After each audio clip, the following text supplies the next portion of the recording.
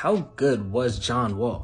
In John Wall's prime, he was regarded to be one of the best point guards in the league, but looking back at it, how true is that? He was one of the fastest and most athletic point guards in the NBA at the time. His athleticism helped him to play really good defense as he averaged 2 steals a game on his best season. It also helped him get to the cup really easy, and he scored a lot of his buckets there with some spectacular layups. He was also one of the best playmakers in the game, averaging 10 assists his best season. I'm very reluctant to call him an efficient player though. It would take him almost 18 to 19 shots a game to get his 23 points. He would shoot under 50% while getting there as well. He would get his 10 assists, but he would also have 4 turnovers to go with it. That means for every 2.5 assists, he'd have 1 turnover, which isn't really good. Especially when your calling card is playmaking, I want you to have a little bit less turnovers than that to call you an efficient playmaker. I feel like at that time, there were also so many guards that were better than him.